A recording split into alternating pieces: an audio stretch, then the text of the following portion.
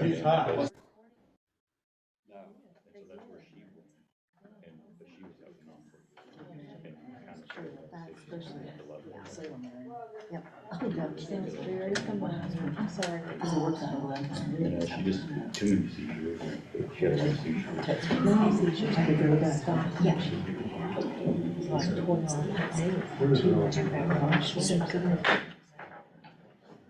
Good afternoon, welcome to everyone here today for the regional meeting. With that said, I'll go ahead and ask for a roll call and then information. Mr. Walters? Here. Mr. Griffith? Mr. Clinton? Mr. LaRue? Mr. Billy Martin? Here, sir. Mr. Collins? Mr. Spence? Mr. Carter? Ms. Smith? Here. Mr. Whitlow? He's on vacation, Jeremy. Oh, good for him. Few days. Few days. He can't take a whole. In 1/4. Here. Mr. Osborne? Mr. Radford? Here. Mr. Dressler? Mayor Seibold? Mr. Volleson? Ms. Erdman? Here. Ms. Dirk? Here. Mr. Wallace? Present. Mr. Holliday? Here. Ms. King? Here.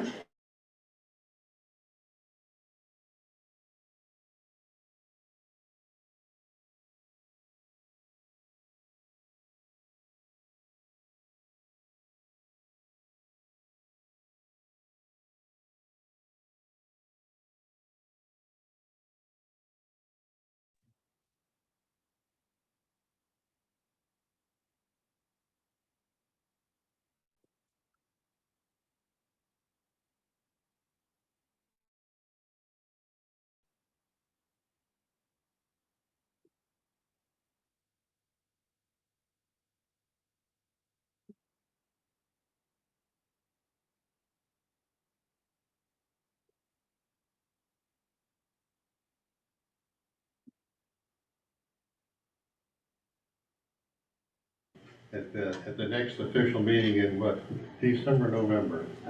December. December. And Chair, if you wish to change your mind, there's no hard feelings. Come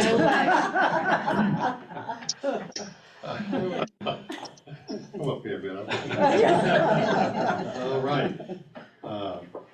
At this time, item 2 on the agenda, action requested approval of consent agenda items, the approval of the agenda, the approval of the June 22nd minutes, the financial reports, and the FY23 single audit engagement letter. All of these are found in your meeting package.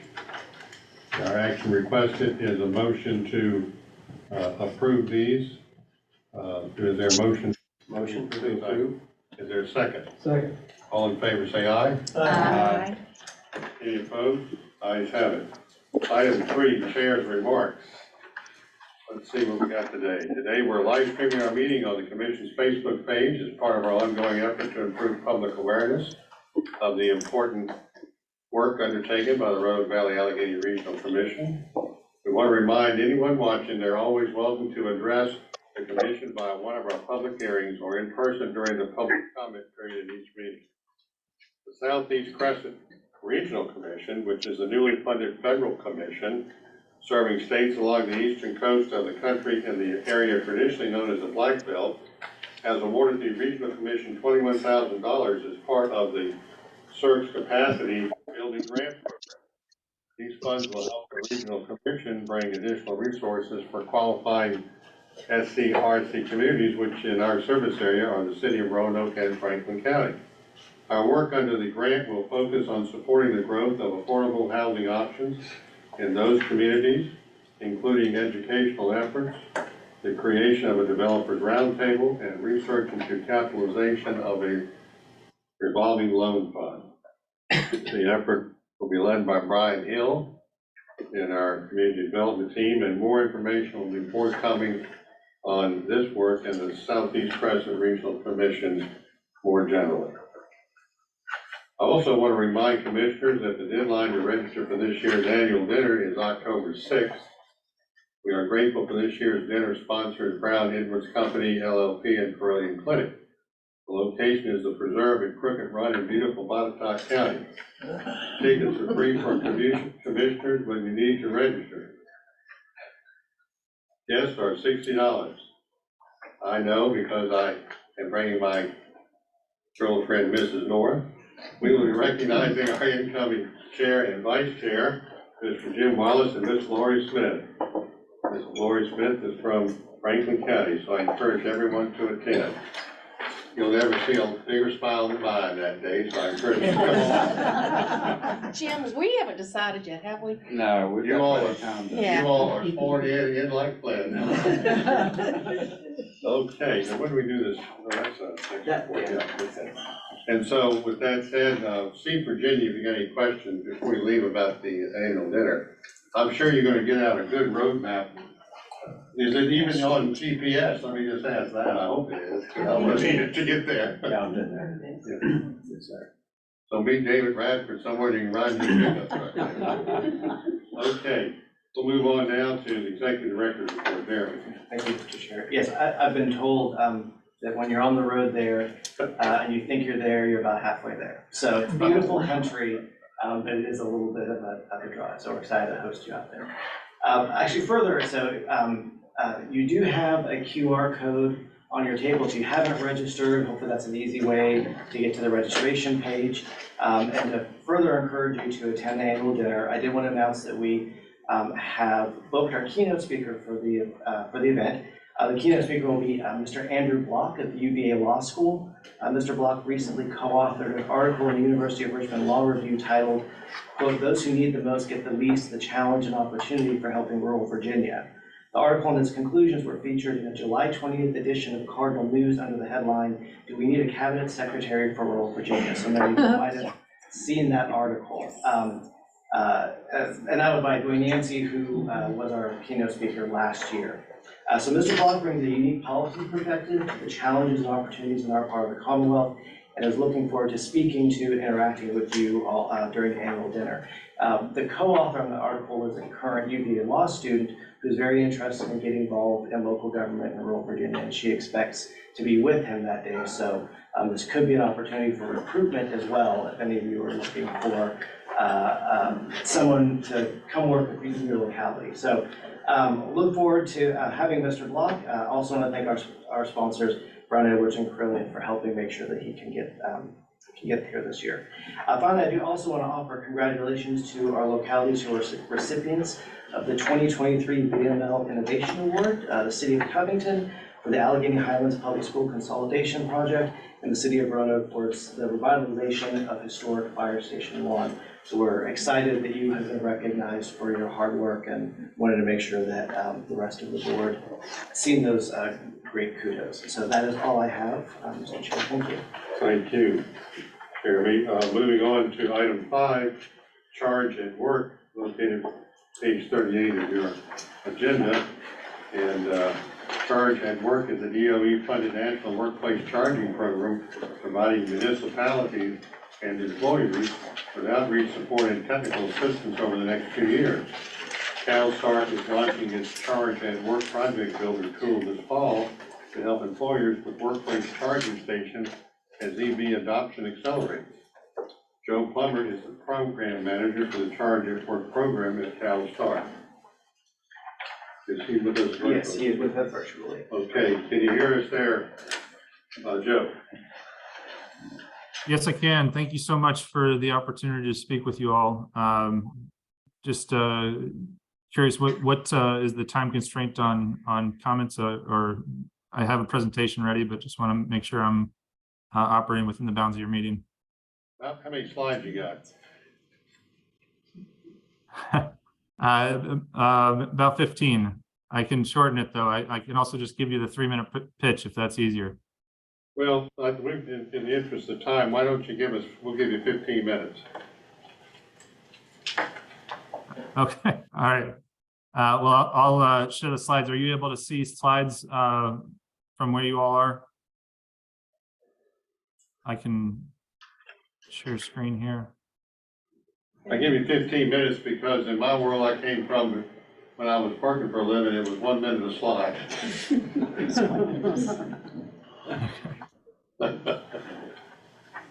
Or else you don't know about that. Your full presentation. Can you all see the slides on the screen? Yeah, Yes. and by the way, your full presentation will be provided with everyone in their meeting package for the next meeting, so we will get a copy of that. Thank you. Go Okay, ahead. great. So Charge at Work is our national workplace charging program funded by the Department of Energy. It is largely an outreach and technical assistance program.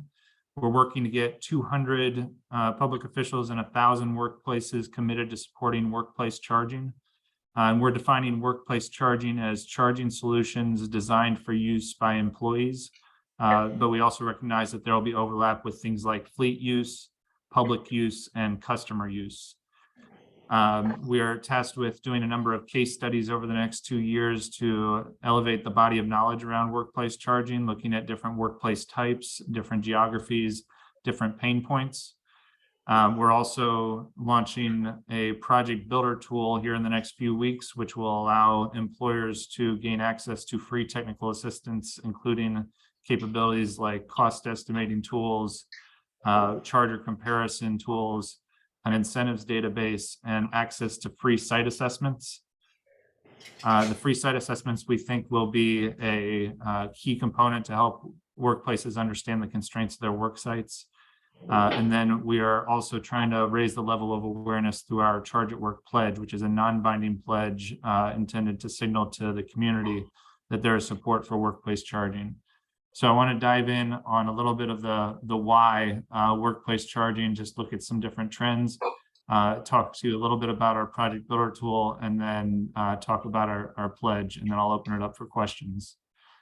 So just to give you a sense of the direction things are going, EVs will represent 40 to 50% of total new passenger car sales by 2030, and EV registrations are up 60% in the first quarter of 2022. So major growth in EV adoption on the horizon. In addition, we just recently connected with VEPCA, the Virginia Energy Purchasing Governmental Association, and 30% of their members have set EV or transportation electrification goals. Give you an idea of where they're at. 75% have not installed EV charging stations, but of those that had, 67% installed publicly available charging stations, and 33% were focused on fleets. To give you an idea of some of the benefits of workplace charging, cleaner air at the work site, local energy independence, lower fuel and maintenance costs for owners of EVs, and stronger, more technically advanced and competitive local economies.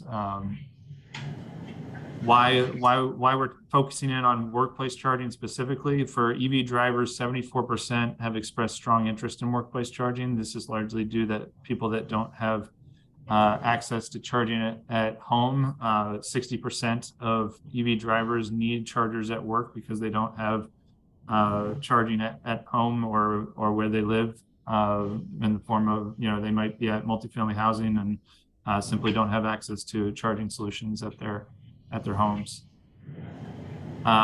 Why employers are interested in this? This is an amenity to employees that we believe will help with employee retention and satisfaction. This also helps with Scope 3 sustainability goals. This shows smart and community-driven leadership. It helps with healthier air in communities, and then it also addresses energy justice and equity issues. To give you a sense of what's projected for Virginia by 2030, 500,000 EVs are projected to be on the road in Virginia by 2030, and $15 billion in federal government investment in EV charging infrastructure over the next 5 years nationally. So how can Charge at Work help employers? We're, again, largely an outreach and technical assistance program. So we are tasked with developing a number of educational artifacts, looking at different resources that will help employers go from idea to implementation. And then we're also able to provide support through staff time and actually getting on the phone with employers and helping them with their workplace charging projects. And then, as I mentioned, we have a number of tools that we're developing through our project builder that will help with some of the basic project planning technical assistance for employers.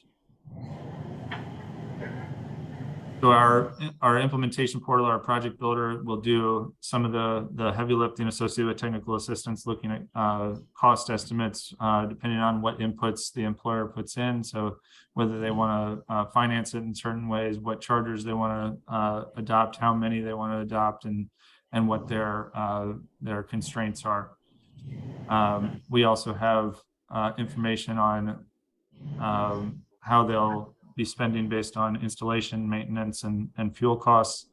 So we'll be able to give them a pretty good idea of the amount of money they'd be spending on a workplace charging project, and depending on the scale of their project. We also walk them through a process and cue them at different points to, for example, talk to their utility so that they know when and what questions to ask and what kind of information they should be gathering. And then allows them to upload it so that it's all in one place. The output of this is a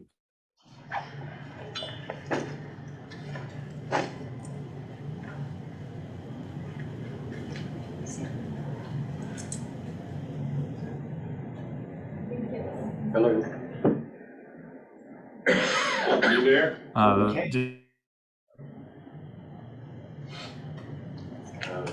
Across the country that are under the Justice 40 initiative, so we can provide support to those as well. We're also able to support with outreach events through webinars, presentations like this, and also through EV ride and drive events. We are seeking to raise the level of awareness through our Charge at Work pledge, which is again a non-binding pledge that is intended to signal support for workplace charging. And so we are working to get 200 public officials and 1,000 employers signed onto that pledge, and that pledge is available at our website now. And you can see the kind of language that's there, but it's all non-binding and intended really just to start a conversation in communities around the country. We'll also be able to show you our project builder in the coming weeks. We'll have that online for anyone to use. It's a free tool. Everything that we do is free, and there are no financial incentives through our program, so there's no money changing hands. And we're really just intended to be a resource for technical assistance to employers and municipalities across the country. Again, we're able to support through a number of ways, but also through marketing and promotion, so we can help with promoting the announcement of new chargers. We're also in conversations with utilities across the country to be able to announce and make employers aware of new incentive and rebate programs. And then we're also able to support through, like I said, ride and drive events and case studies. So that's us in a nutshell, a lot of different facets of the program, but I'll stop there and field any questions you might have. Any questions? So by 2030, they anticipate there being quite an increase in e-vehicles. Really going to put a lot of stress on charging stations, isn't it? Yeah, I think the fast chargers are already feeling that stress along the interstates. I think the level 2 chargers at workplaces will alleviate some of that stress. That's largely what we're talking about when we're talking about workplace charging, is level 2 charging that takes longer. But since you're at work for 4 to 8 hours or 12 hours in a hospital context, depending on the shift length, you have longer to charge. So it's just a matter of changing behavior and kind of fueling habits. Okay, any other questions? Yes, I have a question. Can you hear the question?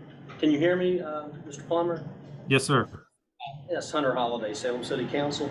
I'm just curious as to, with the increase of the electronic vehicles, and the charging I mean, how is that gonna affect local power grids I mean, what will the localities have to do to be able to accommodate, or will they have to do anything to accommodate this? Really, it's going to be a massive increase in the use of electric power. Yeah, I think there will be a lot of areas that will require upgrades to the grid. In the case of workplaces, one of the things that we are queuing employers to look at in our project builder is looking at if they need a panel upgrade. So that's kind of the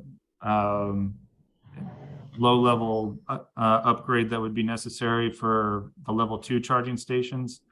For the fast chargers, that's more of a utility question. Those have higher power demands, and so those are probably where you would see more need to do upgrades or changes to the local grid. But at the workplace level, it would be a matter of upgrading their electrical panel, which would obviously fall on the employer. It would be a cost to the employer and not the utility. But then on the public fast chargers, it was probably a conversation with the utility about what gets paid for and by who.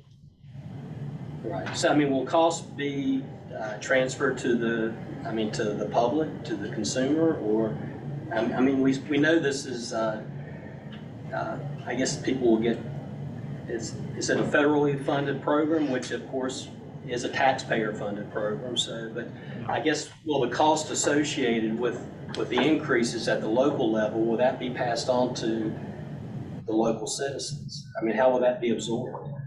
Yeah, for workplace charging, we're seeing it approached in a number of different ways. So we've seen different employers offer it as a free amenity. We've seen a free amenity to employees, and then they charge to public users. We've also seen employers that will make it free for the first 2 hours and then charge fees to encourage EV owners to move their cars once they're done charging, and that kind of creates a behavior change mechanism.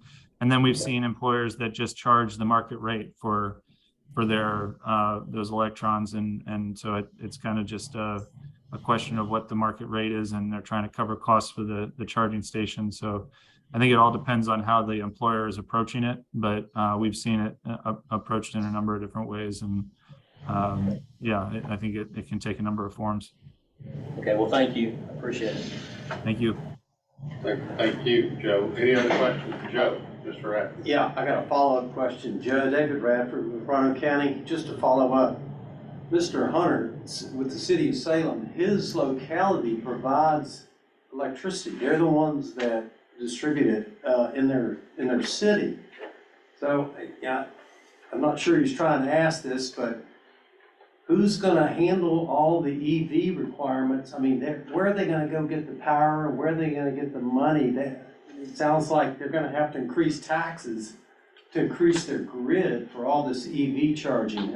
And we've heard nationally also that we need to build close to, I've heard before that we need to build a lot more power generating to handle this EV. So it almost sounds like we're kind of pushing EV. We don't quite have the infrastructure sorted out yet. Can you talk about that, or is that really beyond your scope today? I think generally it's probably beyond the scope of this program, but I think it is absolutely reasonable to assume that there will need to be upgrades to the grid and more power generation as we electrify more of our transportation system. We're really focusing in on workplace charging, and so the level 2 chargers that we're generally talking about are probably going to be mostly costs that the employer takes on through their panel upgrades, but completely understand the point that's being made, and agree with you that there will definitely need to be investments made across the board to upgrade our infrastructure to handle all this.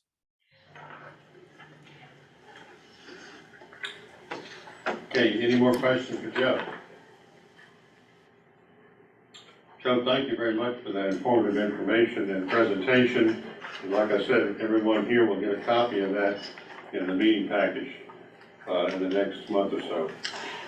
In the meanwhile, if you would like more information, I think there's something in the packet today already with Joe's information and email. Thank you, Joe. Have a great day. Thank you so much for the opportunity to present. You all have a great day. You too. Bye-bye. Okay, moving on.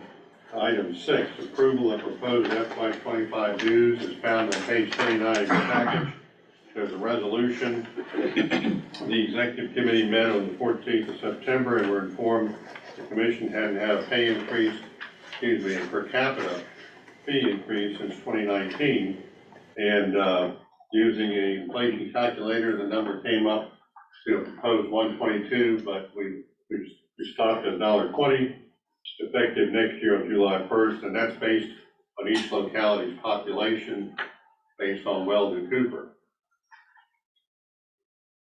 Jeremy, do you have anything you want to add to that? Yeah, just to add,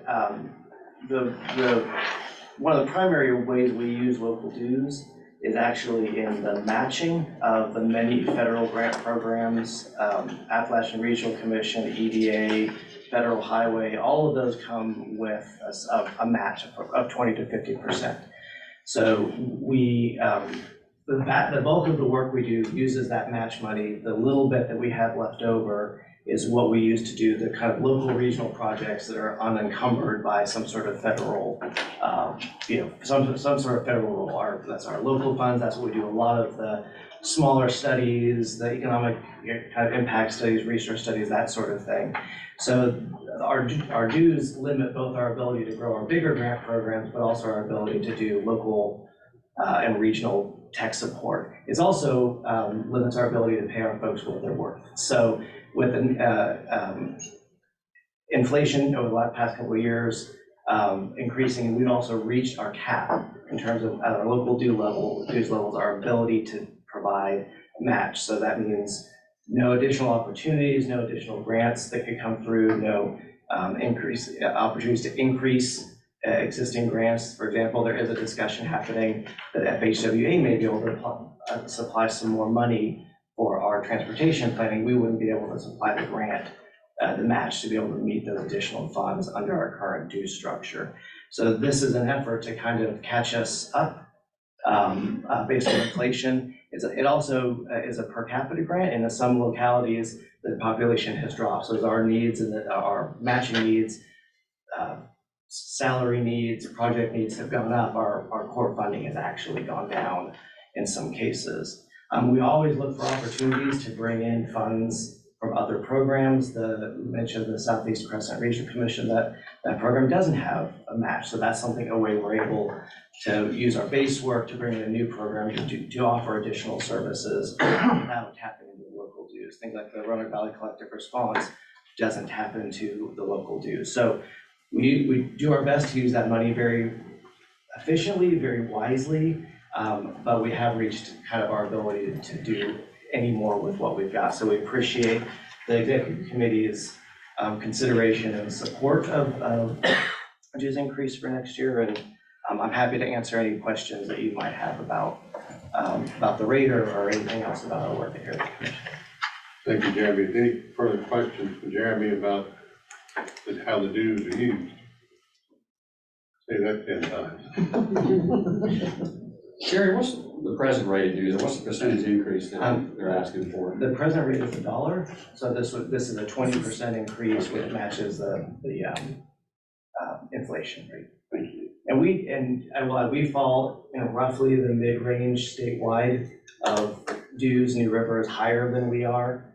They also charge for their services, which we don't. These dues are what contributes to our ability to do services. So we have planning districts at one end like that, and then we have folks at the other end who do have a lower per capita, but they also aren't able to provide as much or provide the matching program that we are able to. So, for example, if a locality asked you to do a study on workforce or some other topic, if this was Montgomery CPO, they would charge most likely for that to occur. For the most part, But yeah. we don't here, is that correct? We try to, when project requests come to us, our first pass is, where does that fit in with those other programs I mentioned earlier that we're providing the matches from? Is this an EDA? Is this an ARC? So the first thing we do is slot it into one of those so that it's paid for by that match in that federal fund.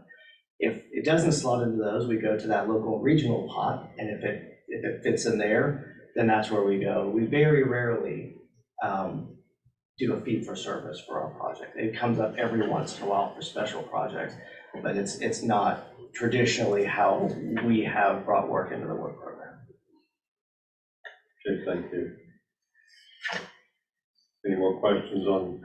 Just a comment. So I see you got it phased in July 1st, 2024. So that gives us time to go back with our administrations and work on the budget and get it into our budget for the next coming year. This has to go before or has this gone before I think, the county executives of the city? We've not had a chance, but we will work with the administrative, Okay, so this is a resolution, so it's non-binding at this point. this is where we would like to set the rate. We can have a conversation, if necessary, with every locality. Okay. This is where the commission's official rate will be. Okay.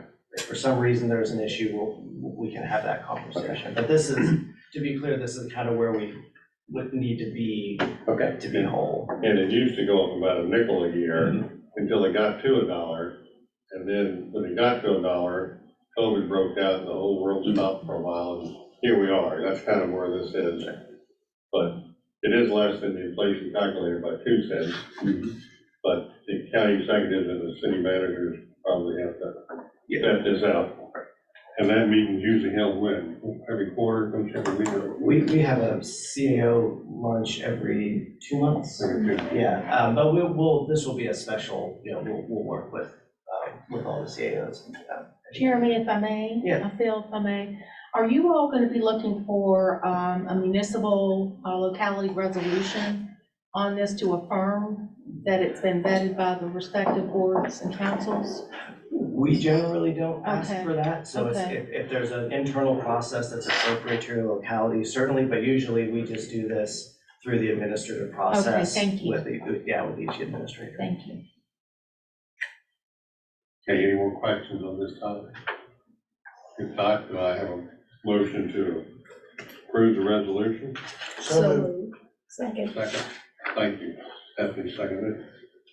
Okay, by voice vote, all those in favor of the resolution? Mr. Chair, we try to do financial Roll decisions call. by a roll call. That's right, Because excuse me. people are making decisions about money, so. Okay, call the roll, Jeremy. Mr. Walters? Yes. Mr. Billy Martin? Yes, sir. Ms. Smith? Yes. Mr. North? Yes. Mr. Radford? Yes. Ms. Erdman? Yes. Ms. Boone Reynolds? Yes. Ms. Dirk? Yes. Mr. Wallace? Aye. Mr. Holliday? Ms. King? Yes. Ms. Loudermilk? Yes. Mr. Wood? Yes. And Mr. Peters? Yes. Thank you. All right, thank you, Jeremy. Lee Osborne votes yes, too. Well, look who just joined us. How long you been on here? Never mind, don't answer that. I've been on here since 3 o'clock. Right. Good deal. Did we get him in the roll call? We did not, unfortunately, I didn't see iPhone 67 Make sure we listed, but we put do him have in. him recorded There you now, go. so thank you. Thank you, Lee. Item 7, Regional Commissions Committee Reports, and boy, we got about 4 or 5 of those today. So Brian Hill's up first with Blue Ridge Intra-Agency Council on Homelessness Report. We need to turn the lights on back there, can everybody see? Can you see? There you go.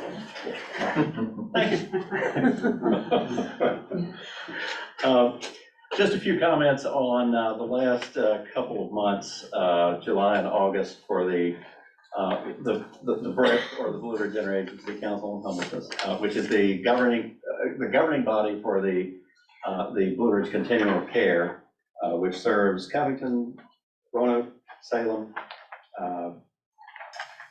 Roanoke County, Alleghany and Valley-Alleghany and Craig. So in July, after several months of discussion among members, the board took steps to move toward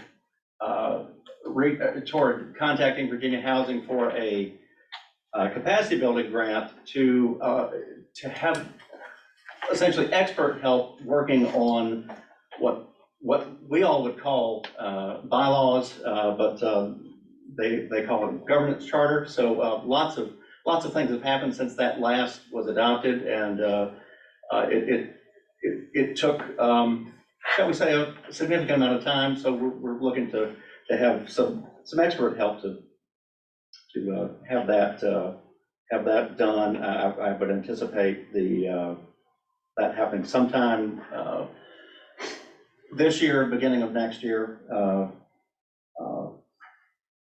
In August, we heard from Chris Chittum, Director of Planning and Community Development, Economic Development, along with several of his staff about a wide sweeping proposed zoning reform that's going on in the city right now.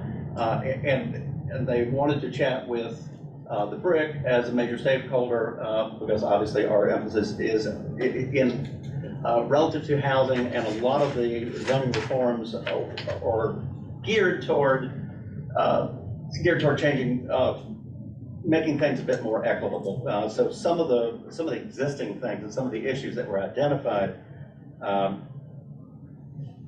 were, just removing the barrier of having public hearing requirements that were important for people to have an option to put an accessory dwelling unit in the properties. Ordinances oftentimes influence the housing outcomes by including certain people, and so the reforms are intended to not be exclusionary, but rather inclusionary. And then some of the changes that they're looking at, they would allow development of more housing types, the concept of what's called the missing middle, the middle 2, 3, 4 unit townhouses, triplexes, duplexes, that sort of thing. There's really not a good balance of that, and allowing uses, wanting to allow uses in residential uses in commercial zones. That's what's happening apparently now. So that we're trying to again reinforce and beef that up, so to speak. And we'll keep you more updated on what their public involvement activities are, because they've indicated to us that they would like us to attend a variety of different neighborhood meetings, and as they go through the process, so we'll keep you updated on that. And then those are really the big things of the last couple months. September was rather quiet, so we'll be back to talk perhaps next month or with some more updates. Thank you, Brian. Any questions for Brian? Well, Yeah. I'm new. I'm new kid on the block here, so I'm trying to get a handle on what you just said. So what the Blue Ridge Interagency Council on Homelessness is, now the report, are they involved in selecting locations for different types of housing in each locality? I don't know what I don't know. So. Okay, essentially, when I mentioned that the governing body, the BRIC was the governing body of the continuum of care. The continuum of care is those are the folks that are the day-to-day providers. Those are the ones in the trenches, and yes, like the rescue mission, Ram House, a variety of VA, providing to certain populations homeless services, and then the BRIC is mandated by HUD to again, that's the public conduit body, if you will, that handles the public funding. So whenever there are grants that come directly to the COC, then of course the BRIC, which that's coming up in the next month or so for us to determine. That's an annual thing. So it is, yeah, it's more of the higher level body. So and they're not completely comprised of, the BRIC's not completely comprised of COC members, but I'd say 90% are. So you've got folks from the localities, you've got, again, the agency providers. Okay. And I mean, and so the homelessness situation in the valley itself, what's the status of that right now? Are we at a large increase? Are we steady? Or are we? There's been and I can provide you. We get in our packets, and I was going to say we'll be happy to include anyone on our agenda distribution list because each month we have from the Council of Community Services, we have a community outcomes report that gets into that very, very specifically, and then the Roanoke City Public Schools has a program, and then they do a homeless school report. So that's a monthly thing. We can certainly get that to you. But yes, I'd like to see that. Sure.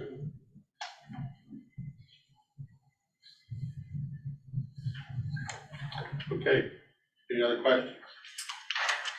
With that said, thank you, Brian. We'll move on now. Thank you. Roanoke River Blueway Advisory Committee report, Amanda McGee.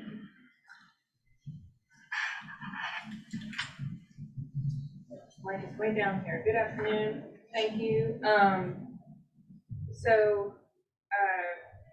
The last time y'all saw me about the Roanoke River Blueway Committee was in July, in June, when you approved the new formation of that committee. We have, and the bylaws, we have spent the past few months getting appointees, officially, all of our appointee letters together and nominations together for officers. And so we finally had quorum together in September, and we elected a chair and a vice chair to the committee. The chair will be Frank McGuire, who you also know as the Greenway coordinator, and the vice chair is Pete Eshelman from Roanoke Outside. So they were the two who were gracious enough to volunteer. So we did have a meeting on September 8th. We did do a budget review since that was our first meeting in this fiscal year. And just to recap for folks, the Blueway Advisory Committee does manage a certain amount of money that's provided every year from our 4 localities that participate in this program. And those are Roanoke County, the city of Roanoke, the city of Salem, and the town of Benton. So it's not a very large amount of money. It's about $11,490 a year. We did have some carryover this year, and we have historically had carryover. So one of the big goals of the committee moving forward that was expressed at the last meeting is to try to spend down as much of that as possible this year. A big accomplishment that you may have heard about on social media, and that is going to be one of those projects that we're spending down on for this year, is the 13th Street access redevelopment. They started construction on that over the past couple of weeks. We agreed to provide the $10,000 match for that project, for that grant application. So that is a project that's in the city of Roanoke. We did a similar project at Wayside Park last year. So we're trying to find, I would guess, shovel-ready projects that are looking for match money along the Blueway corridor, specifically to improve access. So this is just something I wanted to bring to your attention today in case there's something that you are thinking of in your locality that's along the Roanoke River. And then the other places that we will be expecting to spend money this year are in kiosk signage and improvements at access points. And then we have some general administrative costs for web development, that kind of stuff. So Any questions? When you're talking about the Roanoke River Blueway, is, from where to where is it defined? Yeah, so the starting access point is at East Montgomery Park, which is right behind the Fire station? yes, the fire station. And then that it goes all the way down to the Hardy Ford DGIF, I think now DWR access point. So that includes the whole stretch through there and some, wayside all the way down to Retroff Point or If you have within any our money, I local think you government. need to do something about the portage around Niagara Dam. The portage of Niagara Dam is an ongoing topic. I don't want to weigh you down too much with that today, but we have been working with the AEP and the FERC over the past several years for their relicensing project.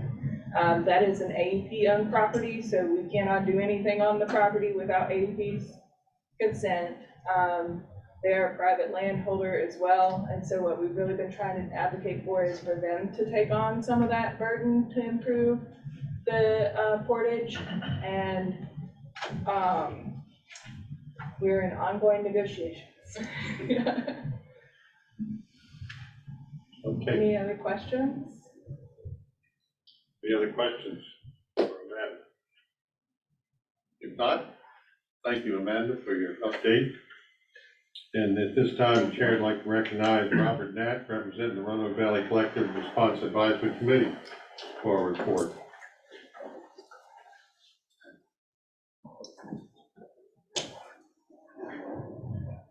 All right, good afternoon. I'd like to provide just a very brief update on the work of the advisory committee for the Roanoke Valley Collective Response. So just to provide some context for anyone that is new, the collective response is a collaboration of about 350 members from approximately 150 organizations addressing the opioid and addiction crisis in our region. First, just to address membership, this committee is chaired by Lee Clark from the Rescue Mission and Janine Underwood from the Bradley Tree Clinic. We've had a few changes this year. I stepped down from this committee in February when I accepted a staff position here at the commission. And we've added 2 new members. The first is Dr. Cynthia Morrow from VDH, as well as Scott Weimer from Virginia Tech.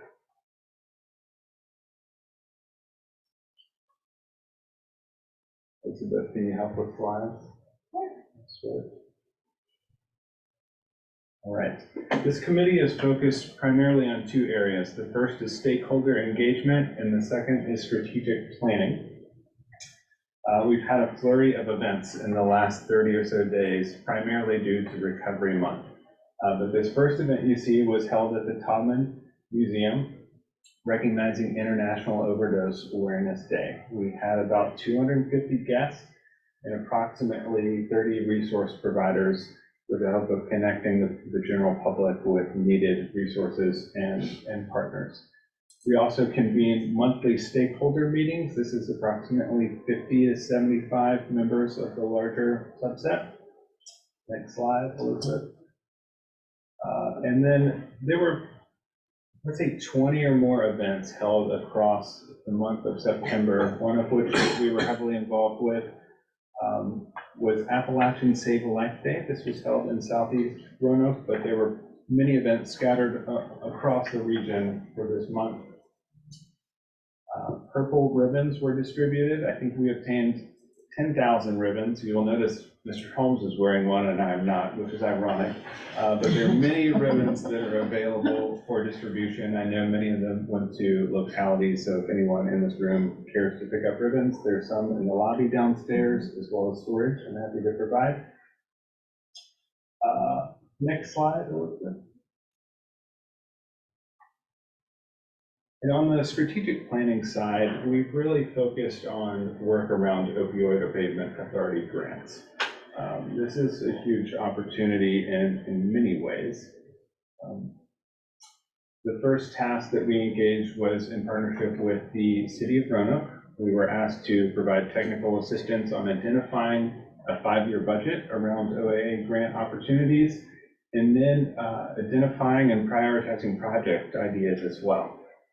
So the good news here is all projects received unanimous approval from OAA. So that was a great first round of grants, approximately $750,000 in year 1 funding.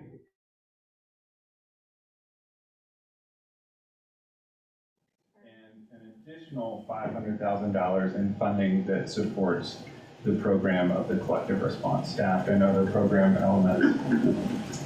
And I also would say at this time, thank you all very much for all of you who contributed letters of support to help secure this funding.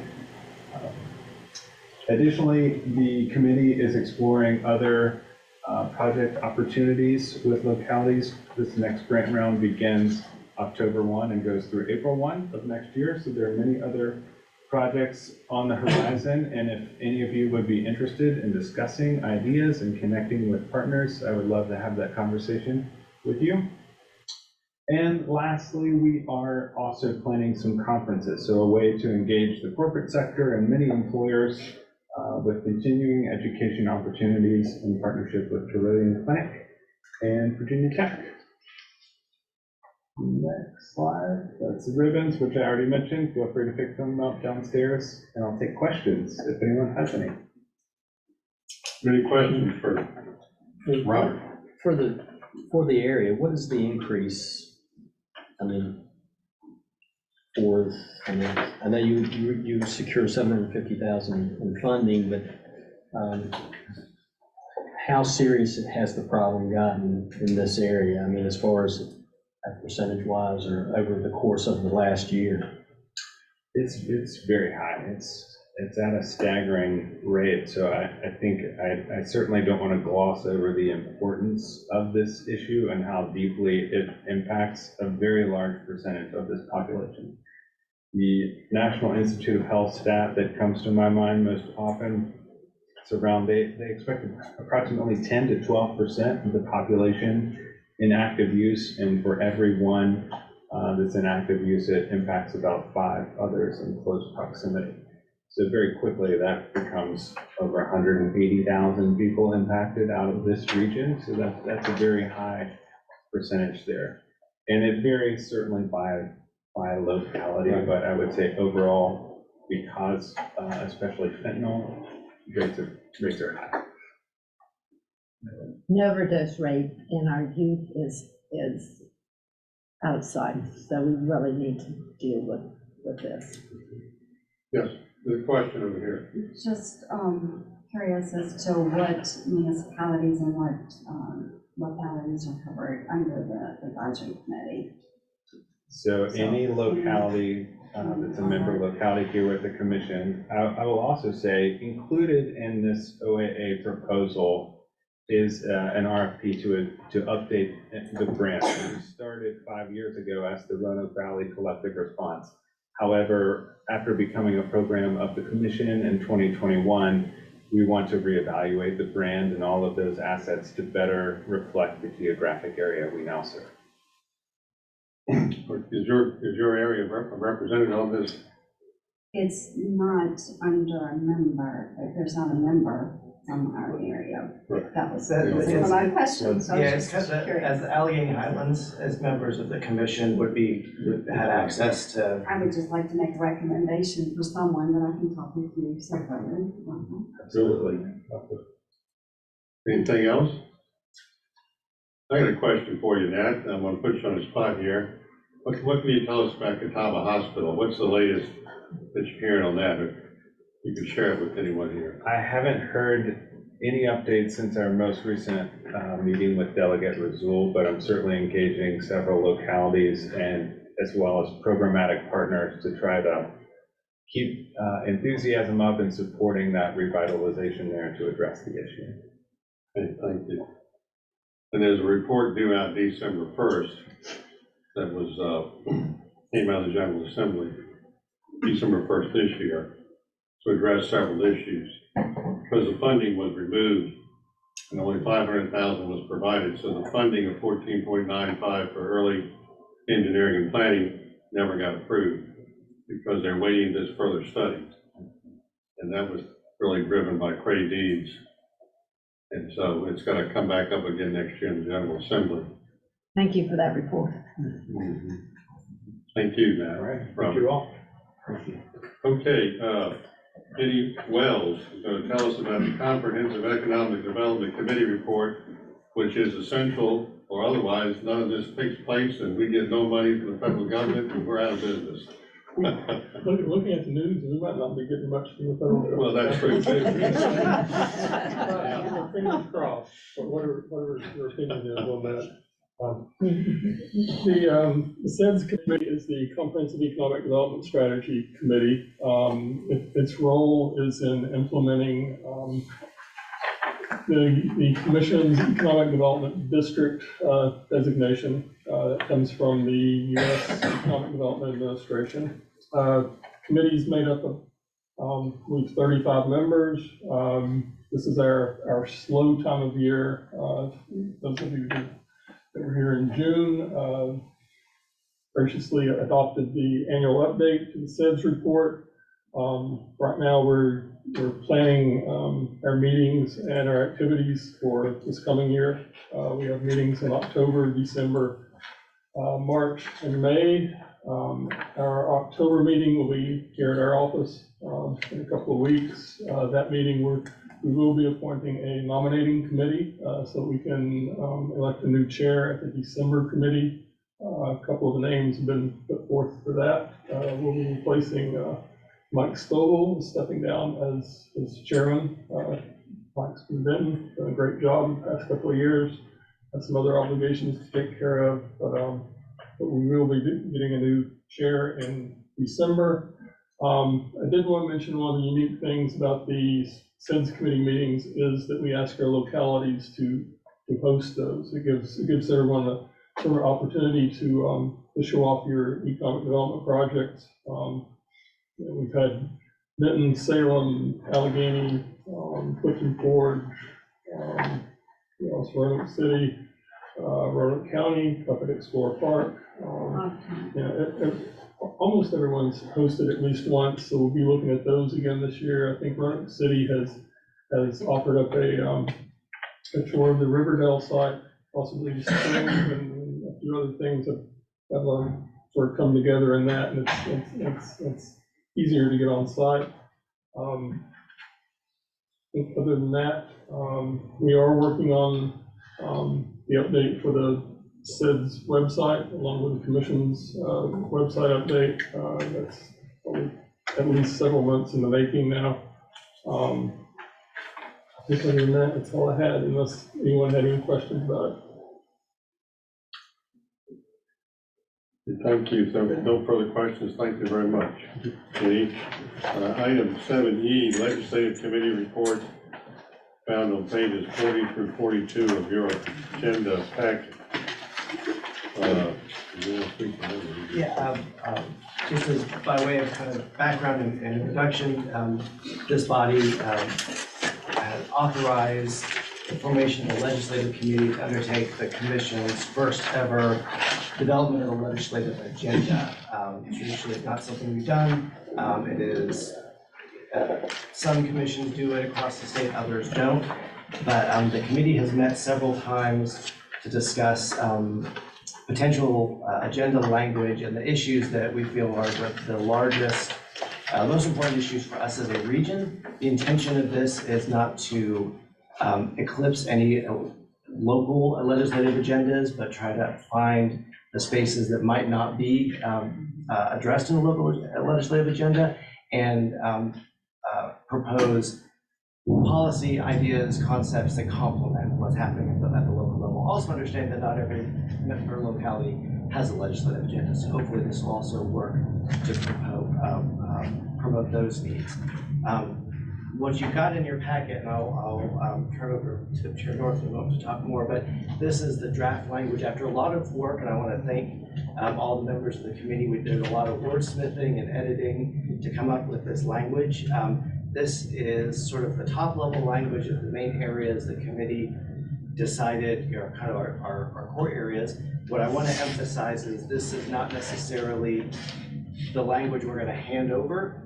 This is setting kind of the boundaries of what the commission supports, and our team internally and staff will work on what's the best way to communicate policies to the right people in the General Assembly so that it can be effective.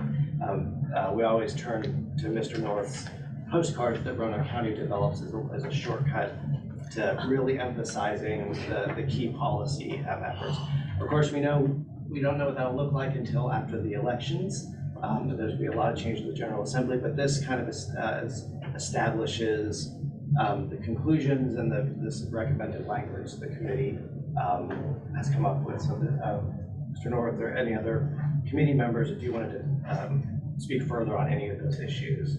Yeah, this is, like as Jeremy said, the Albemarle region does this. In fact, they do it quite regularly, and theirs is like, almost a term paper, if you will. We're going to do this to see if it has any impact, and the plan is to send out a shortened version and the long version with it to whomever is going to represent this area officially after November. I mean the region. So when we know that, we'll mail it to them. And nobody's going to read the whole report. That's why you do this. And most delegates like to put this in their pocket. Most people have an elevator speech. Chairman North has a pocket card. Yeah, that's right. Their time's valuable, and it's going to be a big changeover down there in Richmond. Now, does Roanoke County reflect everything in here? No. We're doing some overlap and some other things too. But this is what we as a body came up with as, I guess, our first cut at doing this. So we'll see where it goes to. If y'all looked it over, got any questions, feel free to ask them now. We'll call it done. I would just say too, Chairman North, we tried to limit it to just 4 items so it didn't get too cumbersome and too long, to narrow it down to a specific wish list of priorities. So, and I will tell you that some of this in here, I'll be the devil's advocate, is not going to make the first cut. For example, school construction last year and 3 different bills on allowing localities in the Commonwealth to have a referendum if they wanted to raise funds up to 1% of a sales tax, died between 7:15 and 7:30 while I was eating my Cheerios in a subcommittee, and I watched it by Zoom. And so it probably will find the same demise this year if someone carries the bill. And that is someone anywhere in the state of Virginia might carry the bill. Who knows? It all depends on how the tea leaves fall out over the 7th. One item on smart scale funding. Well, you heard about that in the previous meeting. Most of us here that were in the other meeting. But also there's concern over rural roads that there's 1,211 miles of rural roads in regions 10 and 11 of ACO. The cost is $800,000 per mile, which comes up to an exorbitant amount of money. There's no way we're ever going to get all those paid, but we would like consideration for a separate pot of money. The feeling is that Southwest Virginia is not getting their fair shake in many things. They whacked the Catawba money out of the budget. They whacked $200,000 for an airport study that was put in there out of the budget. They whacked $150 million for I-81, the 3rd lane, the Montgomery Roanoke County portion coming northbound from exit 118. I mean, it was, the money went someplace. I think it went in the rainy day fund because of the concern over the first quarter softness that could come. And, I understand all that. Some of it may come back into the area, but if you don't ask, you don't get. If you don't establish a position, you don't have one, and you don't have a voice. So let's see what this does for us this year. And I leave this as a first cut, and our incoming chair and vice chair will give us update reports in the future. But whoever goes to Richmond, find out what's going on. But, so there you go. If there's no further questions, Mr. Chair, Yes. I didn't bring this up No. earlier, but looks like there's been repaving on 581, and all of you from out of town probably use 581 to get down here.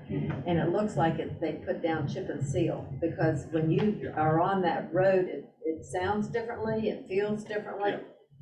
There's some new technology that's being used. One technology is using product from Italy to mix, it's recycled plastics to mix with asphalt to make for a better bond on secondary roads like in subdivisions. And one road over in my neck of the woods is supposed to get this product and put it down. So we'll know more about it. But to your point, I've noticed that on 581 today when I was coming down there. It's not a bad ride, really. It's kind of smooth, but It's a different noise level. yeah, Supposedly, it's supposed to get smoother over time. yeah. So, how long will it last, we don't know. But let me just give you something in perspective on cost. 7 miles north, 7 miles south of 81 from exit 143 to 150 is going to cost $34 million a mile. $34 million a mile to start work in FY '25 to be complete by FY 2031. $34 million a mile. I mean, this is the all-inclusive cost. This is not just the asphalt pavement or whatever. This is the engineering, the We're in the wrong excavation. profession. So if you get out there and ride on that, just think you're riding on $34 million a mile highway. And the same holds true for the rest of 81 as they go up and down. And more on this after I go Monday to the I-81 Commission meeting in Lexington to report back what the latest is. That should be a nice fireworks of a meeting, especially from the folks in Stanton who are outspoken on the $150 million they got taken out of the budget. So, and also, for their projects. Senator Obenchain was not a happy camper. Delegate Austin was in shock, so we'll find out more when we get, and by the way, Delegate Austin is the chair of that committee, so it's nice having someone in our area. So is there a motion, if there's no further questions, to approve the legislative agenda by voice vote? So move. Second. All in favor, say aye. Aye. Anyone opposed? Ayes have it. Thank you very much. I leave that to you, incoming chairman. You're welcome. Is there any other business to come before the commission under item 8? There being no other business, any comments from commission members or the public on anything at this time? I would like to thank the commission staff for the hard work that they did on Valley Helen's outdoor rec plan. They did a fantastic job. It was presented to us last month. And again, it's a great document for us to have as we pursue grant opportunities to grow and develop our outdoor recreational amenities. So thank you. They did a fantastic job, Jeremy. Thank you. Good deal. That's nice to hear. Anyone else? Roanoke City is celebrating 100 miles of trail and greenway. And I think that trails are a very important part of our transportation system, and I would suggest that you support the Craig Botetourt Scenic Trail. Good. Anyone else? If I might, one comment, I just want to say my wife and I are very excited about going to Rocky Mountain's 150 Fest. Oh, it on sounds Saturday. so fun. So it's tough to get my wife out of the garden sometimes, but we're going to go down and listen to some music. And I want to thank Mr. Wood for reminding me about it so that we know where to spend our Saturday. So I just want to share that you might want to do that too. It was highlighted in the paper today. Good. And I'll just say it's been nice leading this group the last couple of years. I'm going to go on to become chair of the TPO, which meets at 1 o'clock with the commission. And I welcome my special friend and colleague, Mr. Wallace, and Lori Spence, who will lead the Allegheny Regional Commission. I'll sit over here next to Mr. Radford in case you have any questions. As long as you don't throw things at me, I'll be fine. He'll probably try to keep you under the table, Jim. You got this to okay. So, but it's been fun and I've enjoyed it, but I'm still willing to serve in any way I can. Jeremy and I talked about that, help out. So, with that said, there being nothing else before the commission, no other comments from anybody, I'll entertain a motion to adjourn. Motion to adjourn, Mr. Chairman. Second? Second. And adjourn. I learned a lot. This was a lot.